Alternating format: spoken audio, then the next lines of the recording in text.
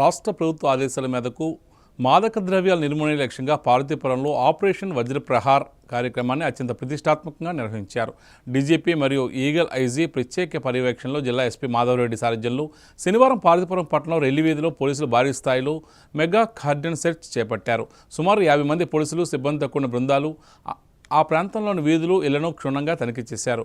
Town CI Venkatrao, nodal అధికారి అప్పారావు ఆధ్వర్యంలో సాగిన ఈ సోదాల్లో సరైన పత్రాలు లేని 6 మోటార్ సైకిళ్లను, అక్రమంగా నిల్వ ఉంచిన 12 లీటర్ల నాటు సారాను పోలీసులు స్వాధీనం చేసుకున్నారు.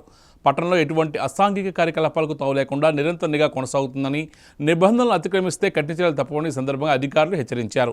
అయితే పోలీసులు కేవలం తనిఖీలకే పరిమితం కాకుండా మాదక ద్రవ్యాల వల్ల కలిగే అనర్థాలపై స్థానికులకు, ముఖ్యంగా యువతకు ప్రత్యేకంగా అవగాహన కల్పించారు. ఈ కార్యక్రమంలో పోలీసు ఉన్నతాధికారులు మరియు సిబ్బంది పాల్గొన్నారు.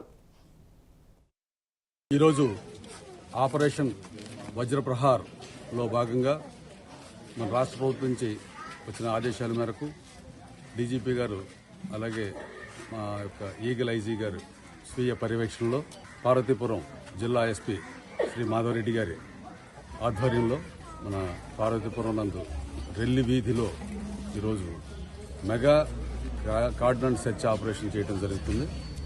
ఈ ఆపరేషన్లో సుమారు 50 మంది పోలీస్ సిబ్బంది మరి పార్వతీపురం టౌన్ సిఐ గారి ఆధ్వర్యంలో సెర్చ్ ఆపరేషన్ చేయడం జరిగింది. అలాగే దీనికి నోడల్ ఆఫీసర్గా అప్పారావు సిఐ గారు కూడాను పార్టిసిపేట్ చేస్తున్నారు. అంతా కలిసి మరి ఈ కార్యక్రమాన్ని సక్సెస్ఫుల్గా ఈ యొక్క సెర్చ్ చేయడం జరిగింది. ఈరోజు ఇక్కడ మనం సెర్చ్లో ఒక 6 మోటార్ సైకిళ్లు అలాగే 12 లీటర్ల సారా కూడా దొరికింది.